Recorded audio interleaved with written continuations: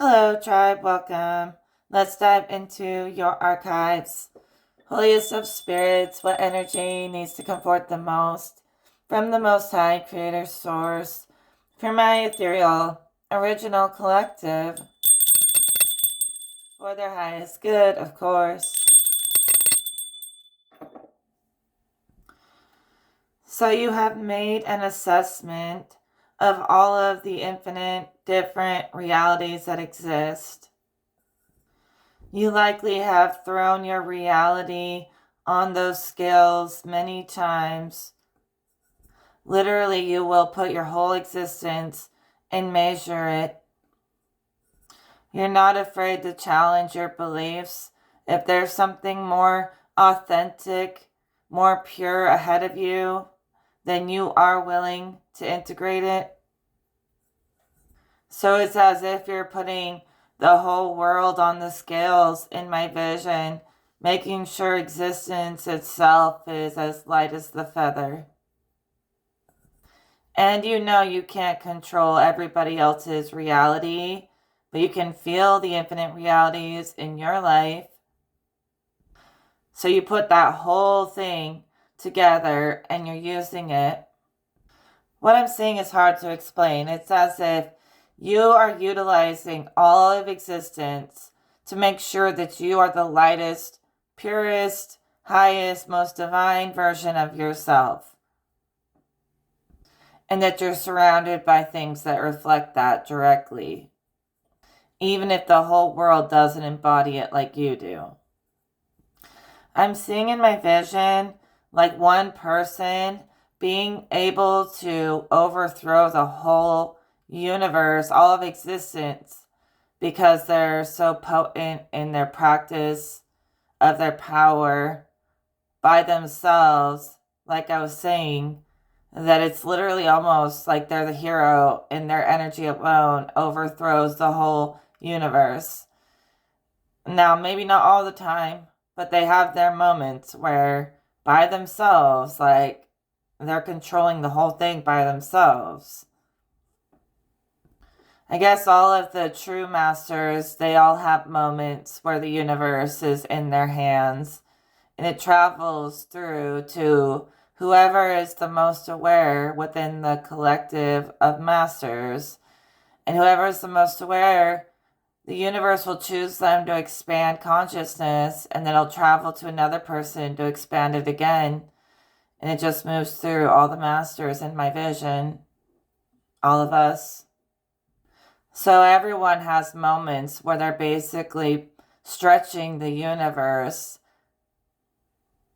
They're in the lead, literally stretching the quantum into new places by themselves. But then the power jumps to the next person. And so everyone gets moments where they're like number one, they're ahead of everyone else. But it travels through everyone so that no one gets too big-headed. So the power, like that kind of power, is distributed evenly through the people that the universe chooses and God chooses. So y'all definitely bear the burden or the gift of expanding the universe together. So you're bearing it together. You know what it reminds me of is when like birds fly and they fly in an arrow, but they take turns who's leading and who's at the end because it's more tiring, I think, to be at the front or at the end. I can't remember which one. So they'll like rotate so that they don't get too tired. And something like that. I'll have to double check that. But basically that's what I'm saying is you're leading the flock of birds here. Maybe you were a bird in a past life, but it rotates. Like no one can stay in the front position all the time.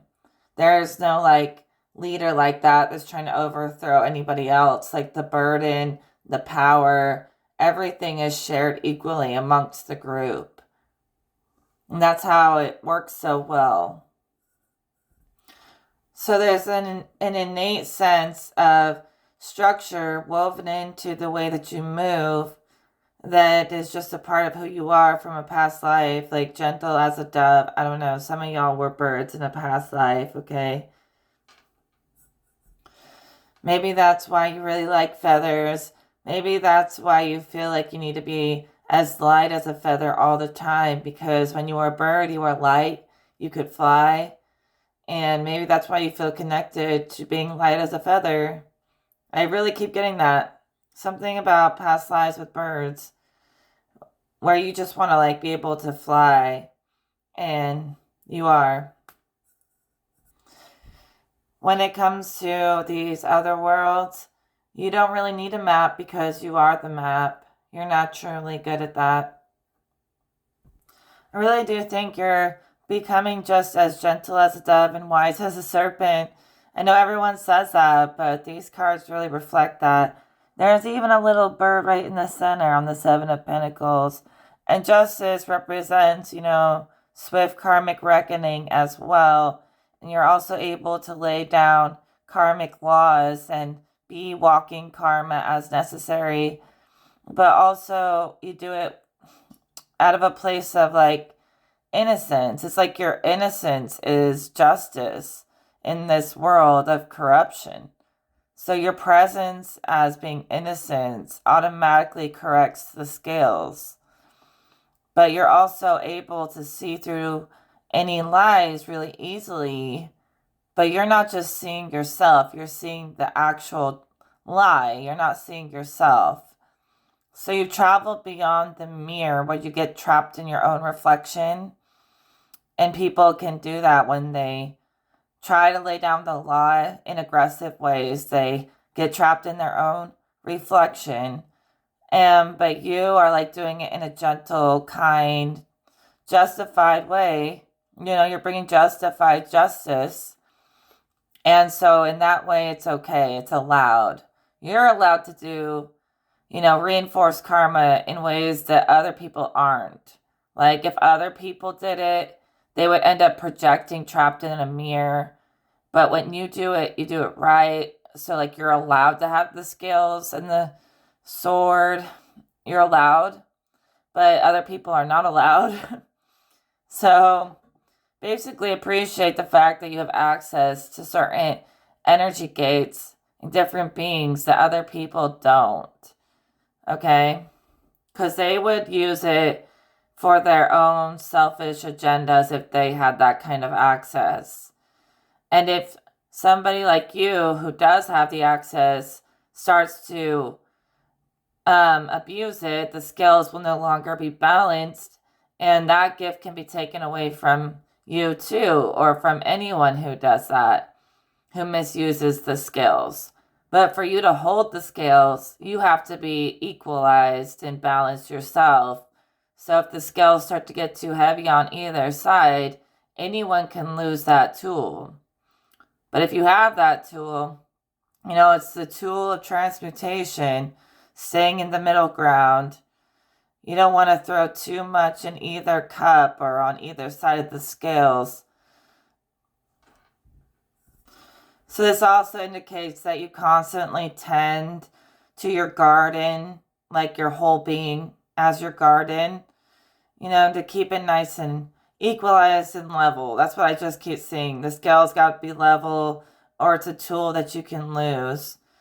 But if you maintain that balance, that middle ground with people, that temperance, whatever you want to call it, if you're good at that, if you're good at being good inside and out all the time, more than just once, but all the time, you'll have justice working through you to correct this world. And, creation works through us to make corrections. So we have to take action when we're called. But it has to be divine action. There's too many people out here playing like they're the divine law when they're only doing that to get what they want. But most of you do what you do because, like, if you didn't, you wouldn't be fulfilling your purpose. And you do it through benevolence. So you do it well. You're not doing it to serve yourself in the way that some other people do. So yeah, I just keep seeing someone who is connecting to the oversoul of the justice energy, and it's working through them. They're like a karmic reckoning everywhere they go, karmic justice, but it's balanced through them.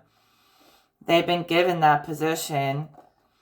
And not everyone can do that. You have to be chosen to do that by this, oversoul energy over the energy. And if you're not connected to that, you can also think of it this way, that justice is going to be established more in your life. Okay, you might be getting justice when it comes to finances, or just choosing what reality aligns the best to your consciousness. And so there's definitely a reality shift or something that I'm seeing for somebody, where justice is going to work for you. You don't have to be the karma, and justice is going to correct a lot of these situations. That's more than one situation. And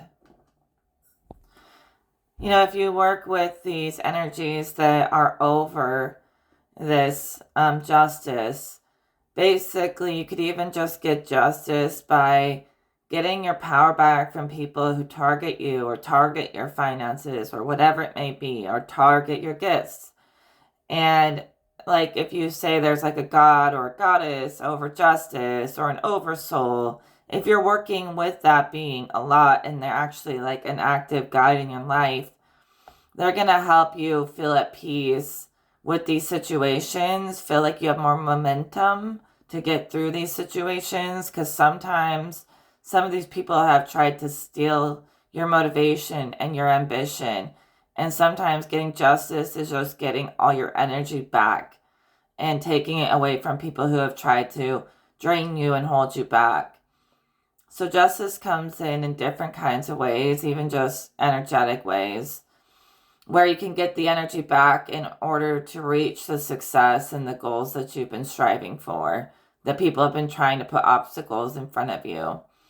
And if you're really, really gentle, like it seems like you are, that was coming through in so many ways, it might be time to integrate the serpent side and wise up a little bit. Because without the serpent side of your mind, the reptilian side of your mind, you'll totally get it taken advantage of. You'll be so passive that anything can pass through you. You can't be overly receptive to where you have no active force that creates, and all you ever do is absorb. Like, that's what Spirit's saying. So you're finding a good spot between passive and aggressive energies, creating and receiving, okay? And that's having the gentle, receptive, and the creative, active, more intelligent aspect. That wisdom, that serpent mind is the active force that knows how to manipulate reality. It knows how to insert itself and make reality change according to its will. Whereas the dove, the receptive force, is more so like intaking the world as it is and adapting to the world as it is. So one is making the world shift around them, the other one is shifting around the world. And then I guess when you have both sides, the world will bend to your benevolent will. And that's kind of the ultimate superpower.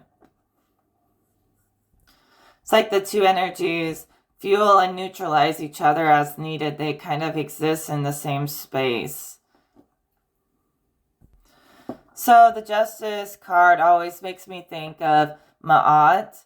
I used to work with her, but it could also be different archetypes and gods or goddesses or whatever, depending on what you believe in.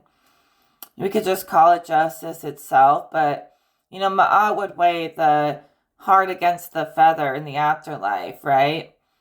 And that's to see if you are able to pass through her gate to the heavens or wherever. It's not really my religion, but I never intended to work with Ma'at. She tried to work with me. She just seeked me out.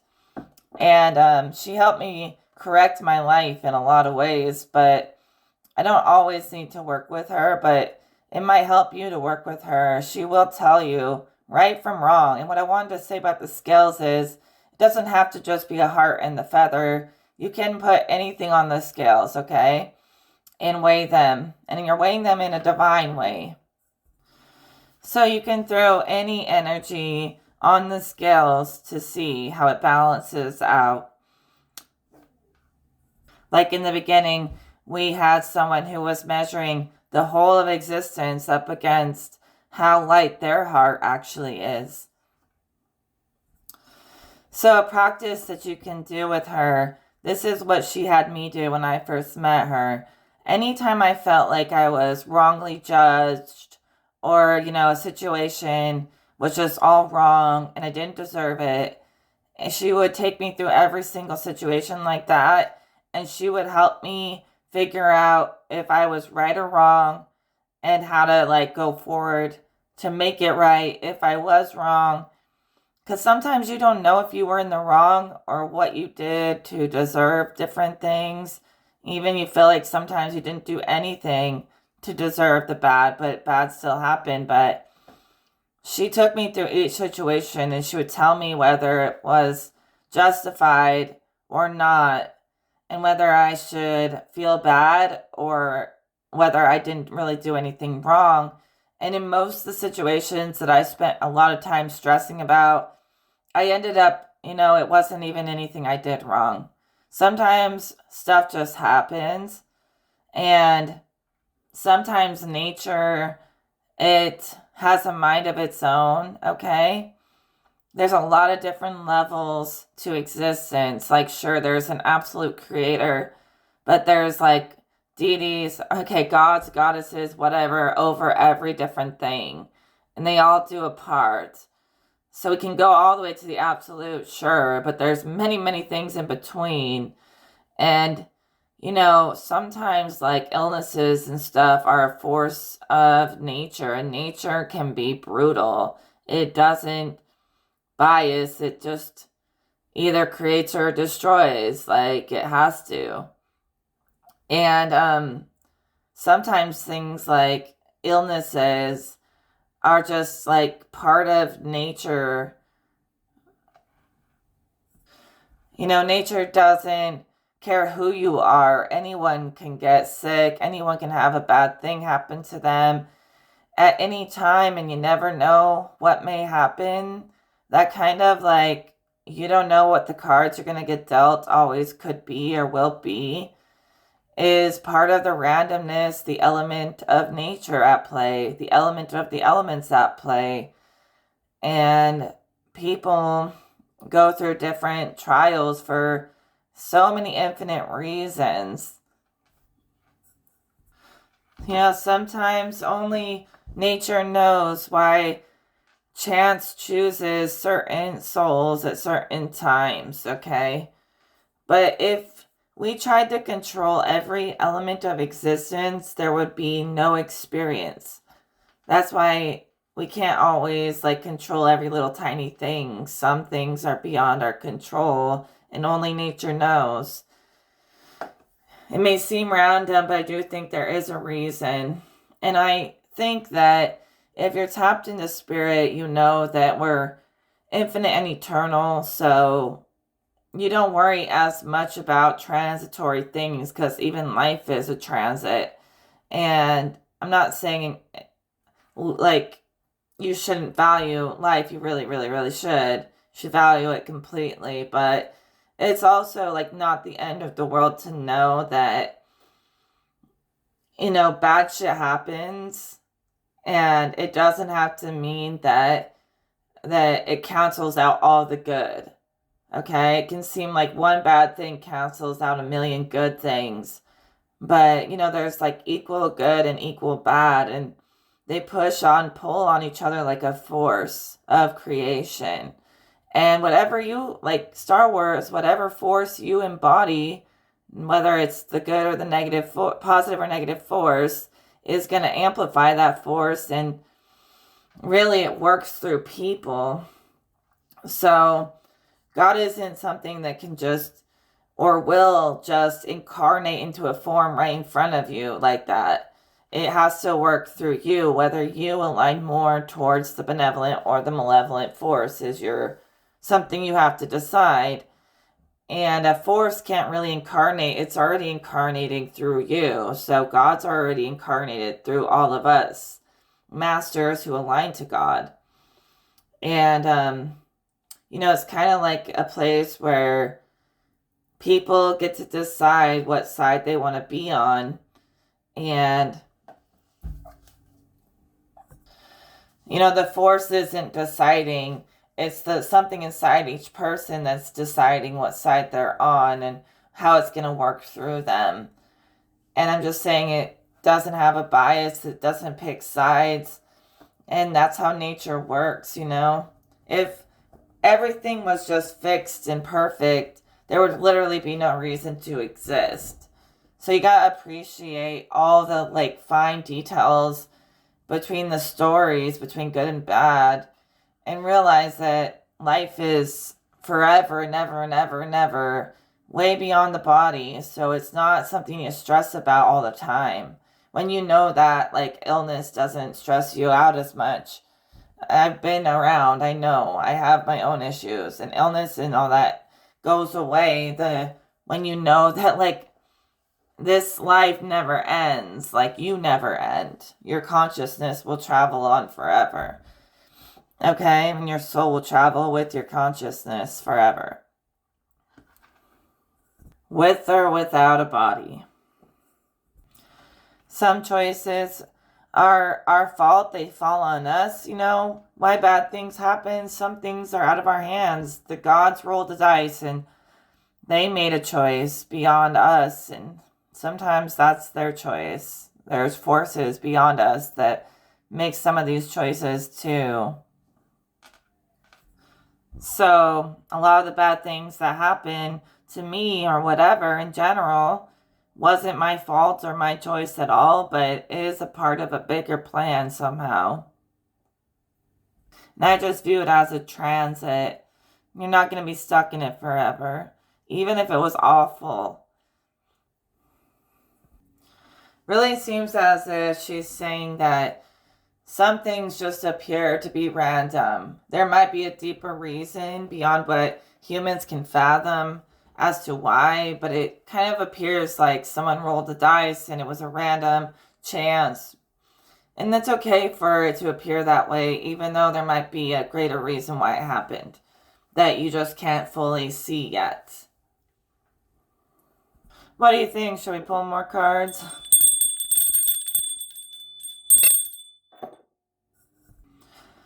Anyways, there's this force between benevolence and malevolence that create and destroy each other constantly, okay? All the different forces, beings that work through these forces, they all get a chance to win and lose. So it's like the universe just constantly wants to create duality so people can have a really intricate experience. And it's really not supposed to be harmful. It's supposed to just be the way it is, All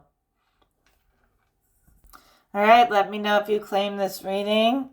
And, claim justice. Claim the energies that you want and watch it grow. Okay, it works through you. So the choice is in your hands.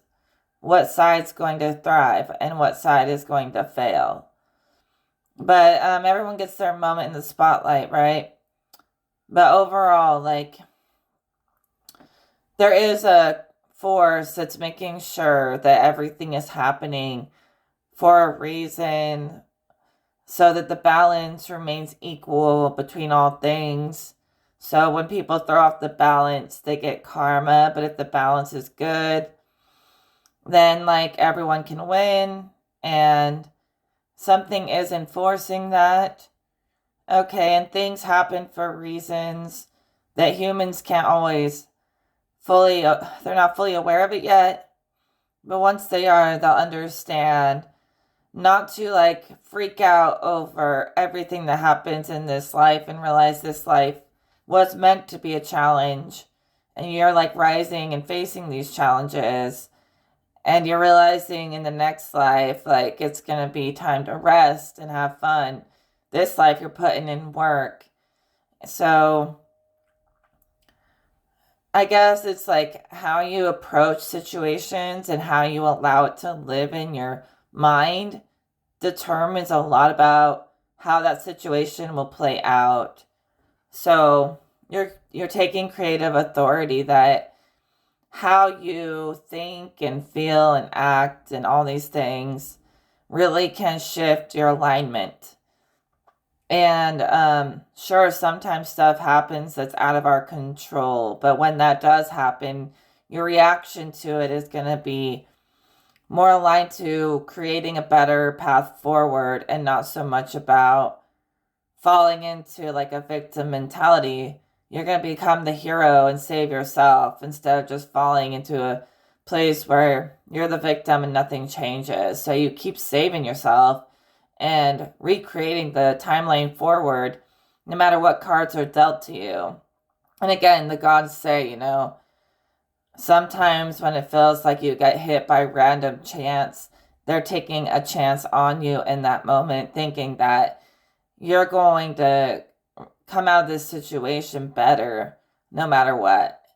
So like they pick their strongest souls to give the hardest lessons to. But eventually those lessons become simple because they knew you could handle it. Okay, I don't know. It's like sometimes the worst things happen to the most powerful souls. And they kind of asked for that experience. They wanted to enrich their sense of wisdom in their soul body by having a physical experience that really tested their soul.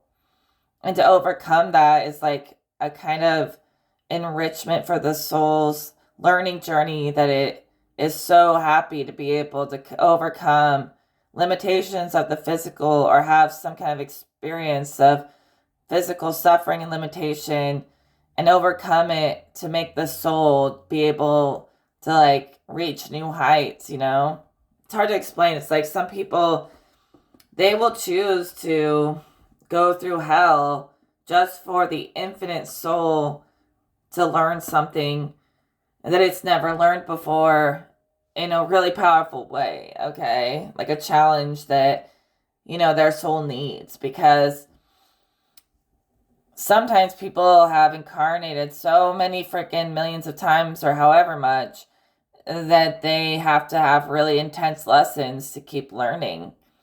And we all have to keep on learning until the whole existence catches up to our level. So you're enriching your learning with every experience. And like taking the experience for what it is, kind of trusting that a higher force has their hand on it. But I also see them passing it to you. Okay. Well, I'm going to call that good for this reading. And I will talk to you all in another video. Take care.